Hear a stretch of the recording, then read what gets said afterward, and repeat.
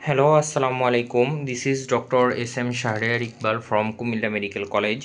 তো আপনারা অনেকেই রিকোয়েস্ট করেছেন যে কিভাবে পারফেক্টলি একটা বেগুন ভাজতে হয়। তো এইটা আমি ভিডিও করে আপনাদেরকে দেখাবো। তো এটা দেখানোর আগে কিছু রান্নাঘরের কিছু বেসিক প্রিন্সিপাল আপনাদের সবাইকে মেনটেন করতে হবে। আর কিছু ইকুইপমেন্ট এটা আমাদের অনেকেরই নাই, তো থাকলে ভালো।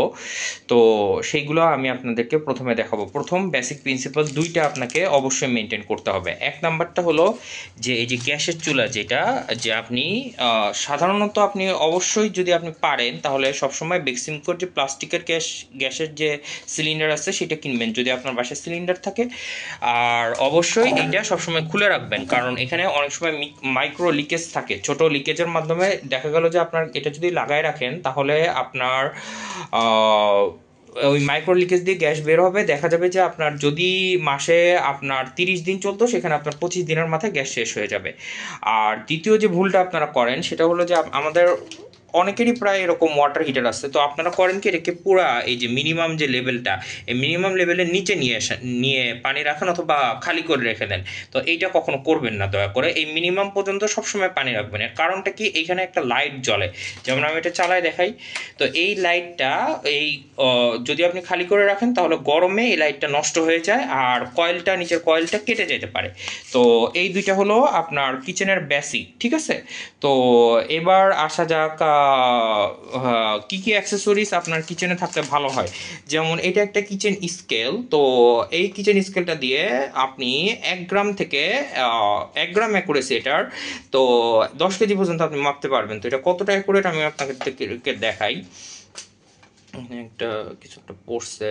তো এইটা 50 গ্রামের একটা ইয়ে। তো এখানে আমি দেখাই 52 গ্রাম, কারণ এখানে প্যাকেটের ওজনটা আছে, প্যাকেটের ওজন তো ওরা বাদ দিবে। তো এটা ক্রেজি অ্যাকুরেট। আর একটা হলো এটা কিচেন শার্পেনার। তো এইটাকে দিয়ে আপনি বটি এবং ছুরি দুইটাই ধার দিতে পারবেন। এইখানে আপনি 50 বার, এই ছুরিটা নিয়ে 50 বার জাস্ট এইভাবে, এইখানে 50 বার, এইখানে 50 বার, তারপর এইখানে 50 বার, 1 2 3 করে দেওয়া আছে এখানে। তো এই 50 বার 50 বার 50 বার করে, এটা একদম ভোতার উপর ডিপেন্ড করে। যদি একদম ভোতা ছুরি হয় তাহলে হয়তো 100 বারও দেওয়া লাগতে পারে। তো আমি মিডিয়াম মোটামুটি বলতেছি, তাহলে এটা একদম স্টেনলেস স্টিল ব্লেডের মতো শার্প হয়ে যাবে। তো এইটা গেল বেসিক। এখন আপনার কি কি লাগবে সেটা বলতেছি। যে আপনার লাগবে হলো যে অবশ্যই বেগুন ভাজি আপনি করতে চাইতেছেন, আপনার একটা বেগুন লাগবে। আর বেগুনের এই মাথাটা আমি কি দিয়ে কাটছি, এটা কাটছে হলো ওয়্যার কাটার দিয়ে, যেটা দিয়ে তার কাটা হয়। তো সেই জিনিসটা নিয়ে আসা উচিত ছিল। যাই হোক, আপনার একটা ছুরি লাগবে, ভালো ছুরি অথবা বটি দিয়ে যদি আপনি সমানভাবে কাটতে পারেন। আমি কাটার পর আপনাদেরকে দেখাবো, যেহেতু আমি একা হাতে ভিডিও করতেছি তো ভিডিও পাউজ করে আমাকে কাটতে হবে। আর আপনার লাগবে ভালো একটা গ্যাস বার্নার, যেটা দিয়ে অনেক ভালো পরিমাণ হিট হয়। আপনারা দেখতেছেন আমি এখানে RFL এর 22SN মডেলের গ্যাস বার্নার সাথে গ্যাস সিলিন্ডার, এই দুইটা একসাথে ইউজ করতেছি। তো এখানে বেশ ভালো একটা আমি পাবো। আর দ্বিতীয়ত আপনার যেটা লাগবে, আর একটা ট্রিক্সের কথা আমি বলতে ভুলে গিয়েছি, সেটা হলো যে আপনারা দুইটা ট্রিক্সের কথা বলতে ভুলে গিয়েছি। সেটা হলো যে আপনারা রান্নাঘরে সবসময় কাঁচের জিনিসপাতি ব্যবহার করবেন, কারণ হিটটা এখান থেকে এখানে এখানে যদি আমি প্লাস্টিকের একটা বোতলে এইগুলো ভরে রাখি। আর সরি, 3টা ট্রিক্স আমি বলতে ভুলে গেছি, টোটাল 5টা ট্রিক্স ছিল। তো 2টা ট্রিক্স বলেছি। তো এখানে আপনি কাঁচের জিনিসপাতি ব্যবহার করবেন। তো এখান দিয়েও গরমটা বেরোচ্ছে, তো গরমটা, এগুলো যদি প্লাস্টিকের হইতো তাহলে এগুলো গলে যেত, আর প্লাস্টিকের জিনিসপাতি পরিষ্কার করাটা একটু কঠিন। তো ঠিক আছে। আর এটা গেল 3 নম্বর ট্রিক্স। আর 4 নম্বর ট্রিক্সটা হলো যে আপনি যখন মানে ডিম ভাজবেন বা পরোটা ভাজবেন, তখন এইটা দিয়ে আপনি তেলটা সুন্দরভাবে স্প্রেড করতে পারবেন। এটা হলো আর কি ওই যে, এটা তো জানেনই, রেস্টুরেন্টে কেচাপ দেওয়ার জন্য দেয় আর কি। তো এটাকে আপনি ওই পারপাসে ইউজ করতে পারেন। আর আরেকটা ট্রিক্স বাকি থাকলো, সেটা হলো কি, যে আমি এখানে ইউজ করতেছি রাইস ব্র্যান অয়েল। তো রাইস ব্র্যান অয়েলের দামটা কিন্তু খুব একটা বেশি না। যদি আপনার নর্মাল তেলের দাম হয় 950 টাকা, তাহলে এটা আপনার পড়বে 1050 টাকা, এরকম আর কি, এতটুকু পার্থক্য। বা 1000 বা 1150 টাকা, মানে প্রতি লিটারে আপনার 10 থেকে 15 টাকা বেশি যাবে। তবে রাইস ব্র্যান অয়েলের যে বিশেষত্ব সেটা হলো যে রাইস ব্র্যান অয়েলের কোনো গন্ধ নাই, কিছু নাই। তো আপনি অবশ্যই সয়াবিনের তেলের দিয়ে কিছু একটা রান্না করার সময় অবশ্যই কিছু একটা গন্ধ পেয়েছেন। তো এখন যে যে জিনিসপাতি লাগবে আমি বলেছি, প্রথমেই বেগুন, তারপরে হলো একটা খুব ভালো মতো ধারালো ছুরি বা বটি, আমার কাছে বটিও আছে যদিও আমি এটা ইউজ করতে পারি না। আর লাগবে হলো আপনার মশলার মধ্যে লাগবে হলো আপনার মরিচের গুঁড়া আর লবণের গুঁড়া। তো দুইটা আমি, যেহেতু আমি শুধু বেগুন ভাজি করি, তো দুইটা আমি সুন্দর করে মিক্স করে এটার মধ্যে রেখে দিয়েছি। তো এইটা লাগবে। আর হলো আপনার এরকম সুন্দর মতো একদম ডুবো তেলে ভাজতে হবে, কিন্তু সেরকম ভালো মতো তেল দেওয়া এরকম একটা বেশ বড়, মোটামুটি বড়, বেশি বড় না, মোটামুটি বড় একটা স্প্রেড করা সুন্দর অনেকখানি তেল লাগবে, কিন্তু এখানে প্রায় আপনার 400 ml মতো, মানে হাফ কেজির কাছাকাছি। তো তেল দিয়ে আপনাকে রান্না করতে হবে। তো এখন আমি বেগুনগুলো কাটি, তারপরে আপনাদেরকে প্রসিডিউরটা বলি। তার আগে বলে নেই যে বেগুন কাটার আগে আপনি বেগুনটা জাস্ট সিম্পলি এইভাবেই আপনি ধুবেন, ধোয়ার পর কাটার পর কিন্তু আর ধুবেন না, ঠিক আছে? কাটার পর ধুইলে কিন্তু মহাভারত অশুদ্ধ হয়ে যাবে। তো আমি এখানে ভিডিওটা পাউজ করতেছি, আমি এটাকে ধুয়ে কাটবো, তারপরে আমি নেক্সট আপনাদেরকে দেখাবো কি করতে হয়। আমি ক্লারিফিকেশনের জন্য আরেকবার বলছি, আপনারা বেগুন কেনার সময় সবসময় চেষ্টা করবেন যে কালো বেগুনগুলো কেনার, কালো এরকম গোল শেপের সুন্দর শেপের বেগুন কেনার, এবং বেগুনটা চারপাশ ঘুরায় দেখবেন। আর ওয়্যার কাটারটা আমি নেক্সট যখন পাউজ করব তখন আমি নিয়ে এসে আপনাদেরকে দেখাবো, যেটা দিয়ে আপনারা এইটা কেটে রাখতে পারবেন আর কি। আর মানে আপনি বেগুন ভাজি করার আগে, এখন আমি ধুয়েছি কেবলমাত্র বেগুনটা, এরপরে কিন্তু আর ধোয়াধুয়ির কোনো কাজ নাই। জাস্ট পানিটা আপনি যতদূর পারেন হাত দিয়ে ছাড়াই নেবেন, আর এরপরে সুন্দর করে এটাকে কাটবেন। কাটা হওয়ার পর আমি আপনাদেরকে দেখাবো বাকিটা। ঠিক আছে, থ্যাংক ইউ। তো আরেকটা জিনিস আবশ্যক, যে আপনাকে তো অবশ্যই ছুরি যেটা ব্যবহার করতে হবে সেটাতে ব্লেডের মতো ধার থাকতে হবে। তো আমার ছুরিতে আমি সেরকম ধার দিয়ে নিয়েছি। তো আর বেগুন ভাজিগুলা, মানে বেগুনগুলো কিন্তু সমান, প্রত্যেকটা সমান হইতে হবে। এবং কতটুকু পুরুত্ব রেখেছি আমি তো বুঝতে পারতেছেন যে 1 আঙ্গুল বা 1 সেন্টিমিটারের কাছাকাছি, বা একটু বেশি, সরি 1 সেন্টিমিটার থেকে একটু বেশি পুরুত্ব রেখেছি। এবার এগুলোতে মশলা মাখানোর একটা পাত্রতে নিয়ে কীভাবে মশলা মাখাইতে হয় সেটাও আমি দেখিয়ে দিচ্ছি। ঠিক আছে, থ্যাংক ইউ। তো দেখতেই পাচ্ছেন যে আমি এগুলোকে সুন্দরভাবে একটা পাত্রে নিয়ে নিয়েছি। আর আপনাদেরকে যেটা দেখাতে চেয়েছিলাম, ওয়্যার কাটার, তো এটা দিয়ে ওই যে বেগুনের মাথায় যে বোটাটা থাকে ওইটা কাটার জন্য আমি ব্যবহার করি, কারণ এটা ছুরি দিয়ে কাটা যায় না, এটা এত শক্ত। আর এটা রেখে দিয়েও খুব একটা কাজ হয় না, কারণ ফ্রিজে শুধু শুধু জায়গা ওয়েস্ট হয়। তো আপনারা যদি চান তাহলে ওয়্যার কাটার বলে ওয়্যার কাটার কিনতে পারেন, তবে আপনারা এরকম ভালো মানের ওয়্যার কাটার লাগবে। তো এখন আমি এই মশলাটা দিয়ে এটা মিক্সচার করব এবং আপনাদেরকে বাকিটা দেখাবো। আরেকটা জিনিস যেটা, যে ছুরি যদি ব্যবহার করেন তাহলে ছুরি হালকা পাতলা ব্যবহার করার সঙ্গে সঙ্গে ধুয়ে ফেলে, মানে ইমিডিয়েটলি ধুয়ে ফেলে যদি রেখে দেন তাহলে কিন্তু ছুরিতে কোনো আর এক্সট্রা পরিষ্কার করা লাগবে না। ঠিক আছে, থ্যাংক ইউ। তো আমি মশলা মোটামুটি দিয়ে দিয়েছি এটাতে। তো এখন যেটা করব, এইটা দিয়ে ঢাকনা দিয়ে ভালো করে লাগায়ে আমি একটু ঝাঁকাবো। ঠিক আছে, ঝাঁকানোর পরে তারপরে আমি আবার ভিডিওটা কন্টিনিউ করতেছি। তো আমার এখানে ঝাঁকানো শেষ, এবং মশলা মোটামুটি দেখছেন আমি খুব একটা বেশি মশলা কিন্তু দেইনি, জাস্ট লবণ এবং মরিচের গুঁড়া, আর কিছুই দিইনি, তাও খুব অল্প পরিমাণে দিয়েছি। আর কিভাবে মিক্সচার করেছি সেটা তো আপনাদেরকে দেখাইলামই। তো আর দ্বিতীয়ত আমার যে যে ইনস্ট্রুমেন্টগুলো লাগবে, এটা একটা লাগবে। এটা অবশ্য নন স্টিকের ক্ষেত্রে যদি ব্যবহার করেন তাহলে একটু কেয়ারফুলি ব্যবহার করবেন, কারণ নন স্টিকে অনেক সময় এটা ছিদ্র হয়ে যায়। আর এই যে এই জিনিসটা, এটা একটা কাটলারি সেটের, মানে সরি, এটা মাংস কাটার জন্য। তো এটা দিয়ে আমি আর কি উল্টানোর কাজে সহায়তা করব, মানে ব্যবহার করব। তো এই চুলাটা একটা স্পেশালিটি আছে, যে এই যে দেখেন এটা গ্যাস বের হচ্ছে, তো এখন আমি জাস্ট এটাতে একটা চাপ দিব আর জ্বলে উঠবে। তো এই যে সাউন্ডটা একটু পর কমে আসবে। আর আমি ফ্লো ডাইনামিক ইউজ করে একটা নিজের মতো করে একটা কিচেন সিঙ্ক মতো, কিচেন হুড মতো একটা বানাইছি। তো এখান দিয়ে হলো কি, আমার এই পাশটা দিয়ে পুরোপুরি বাতাসটা বের হয়ে যাবে, মানে রান্নাঘরের মধ্যে কোনো বাতাস থাকবে না। তো এইটাকে আমি রান করে দিয়েছি। তো আশা করি আমার কিচেন হুড লাগলে আমি ভবিষ্যতে কিনবো, কিন্তু একটা কিচেন হুডের দাম তো আপনারা জানেনই, ভালো মানের কিচেন হুডের দাম 20,000 টাকা। এই দুইটা লাগাইতে আমার 3 থেকে 3,500 টাকা লাগছে।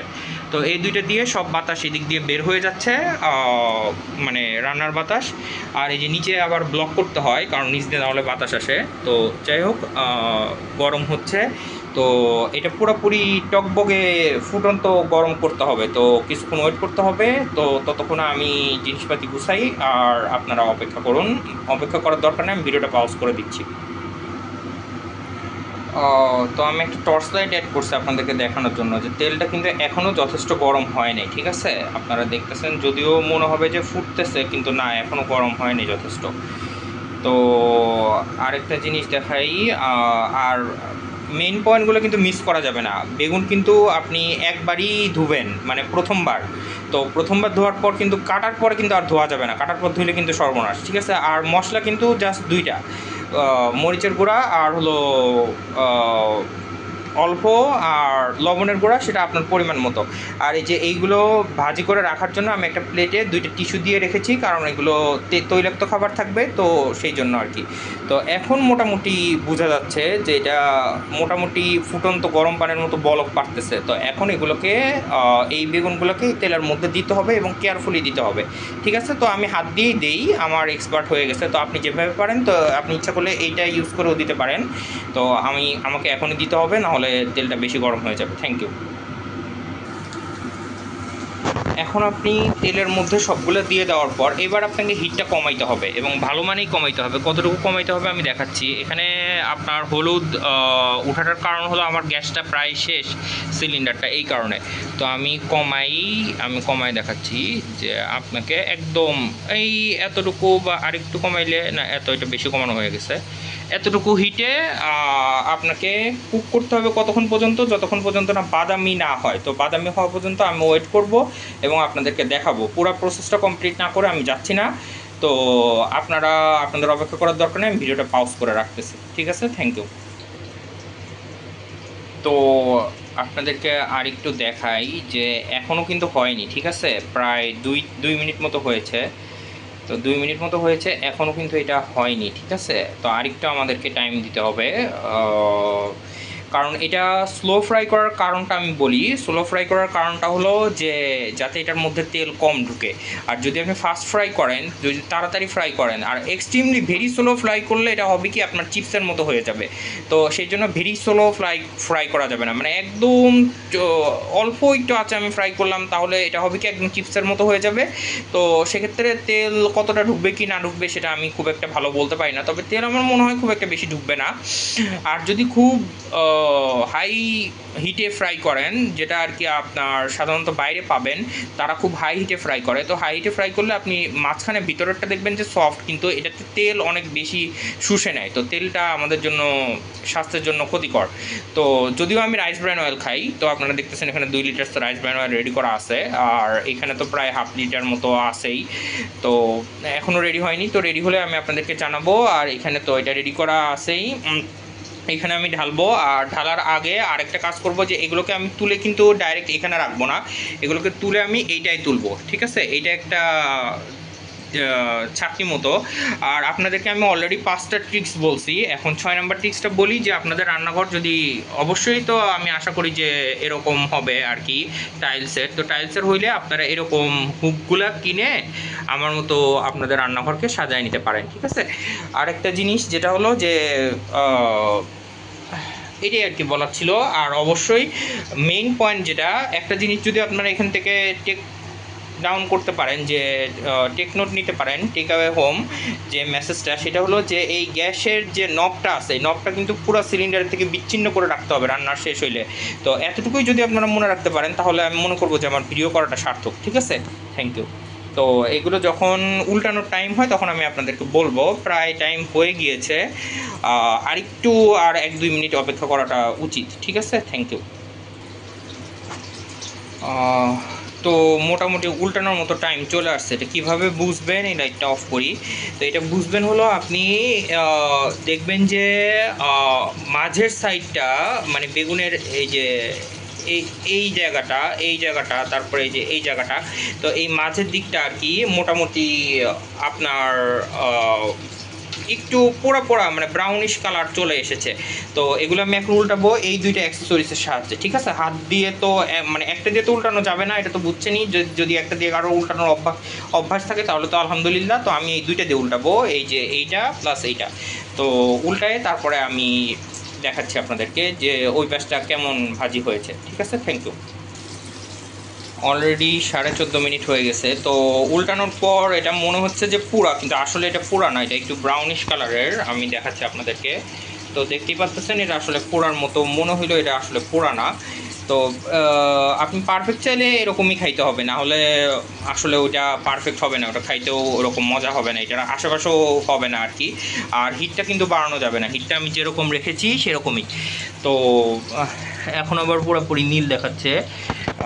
যাই হোক, আমাকে সিলিন্ডারটা, আরেকটা সিলিন্ডার রেডি আছে। তো আমি আপনাদেরকে যে টিপস অ্যান্ড ট্রিক্সগুলো বলেছি, তো 1 নম্বর হলো সিলিন্ডারের মুখ সবসময় খুলে রাখবেন, কাঁচের বোতল ইউজ করবেন, আর এরকম একটা কিছু ব্যবহার করতে পারেন যদি আপনারা পরোটা ভাজা বা ডিম ভাজার সময়। আর আপনাদেরকে বলেছি যে আপনারা এরকম একটা যদি ইউজ করেন ওয়াটার হিটার, তাহলে অবশ্যই সেখানে মিনিমাম যেটুকু লাইন আছে মানে 0.5 লিটার, এটা অবশ্যই রাখবেন।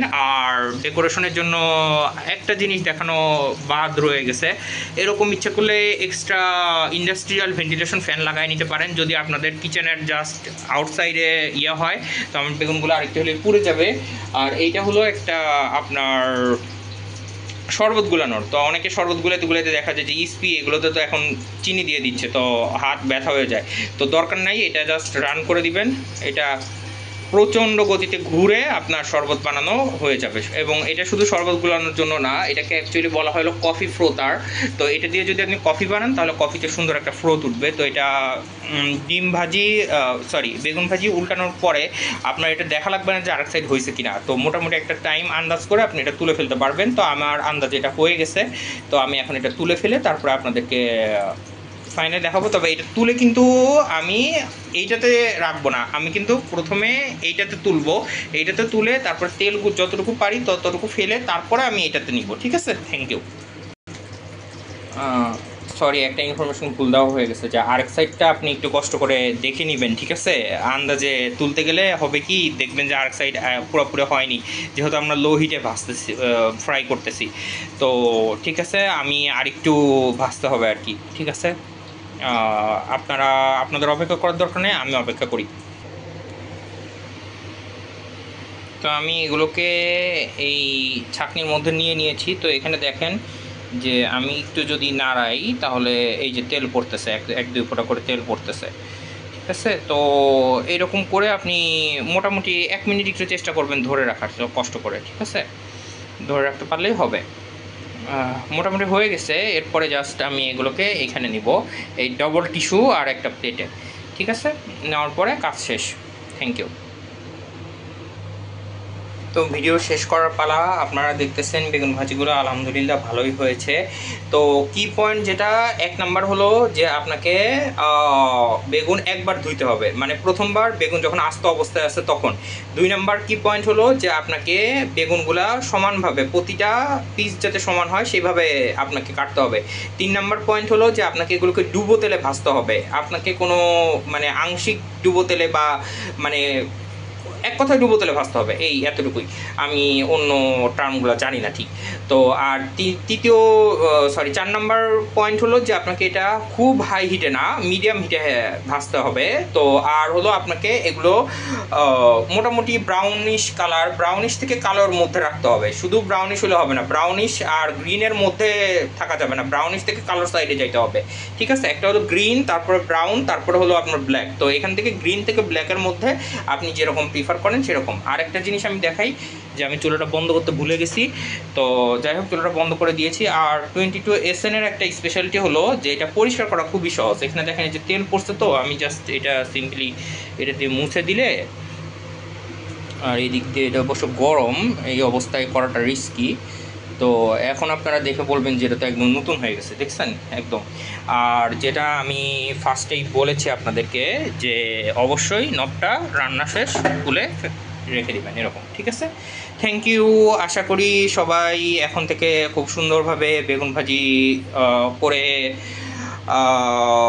এনজয় করে খেতে পারবেন, ভালো সুন্দরভাবে বেগুন ভাজি করে। আর দোয়া করবেন যাতে ভবিষ্যতে আমাদের বিগত মাননীয় প্রধানমন্ত্রীর মতো এরকম জালেম কোনো সরকার যাতে আর না আসে, আর এরকম আকাশচুম্বী দাম দিয়ে যেমন বেগুনের জায়গায় আমাদের মিষ্টি কুমড়া দিয়ে বানাইতে না হয়। তো এই বেগুনগুলো আমি 50 টাকা কেজিতে কিনেছি। যাই হোক, আলহামদুলিল্লাহ। তো আপনাদের সাথে শেয়ার করতে পেরে ভালো লাগলো। আপনারা ভালো থাকবেন, আর যে টিপস অ্যান্ড ট্রিক্সগুলো দিয়েছি সেগুলো একটু কাজে লাগাবেন। ও অন্তত একটা ট্রিক্স এতটুকু কাজে লাগাইলেই এনাফ। আমি মনে করব যে আজকের ভিডিওটা আমার সার্থক হয়েছে। Thank you. আসসালামু আলাইকুম। This is Dr. Parvez or Dr. S.M. Shahriar Iqbal from Kumila Medical College. Out. খোদা হাফেজ, ভালো থাকবেন সবাই।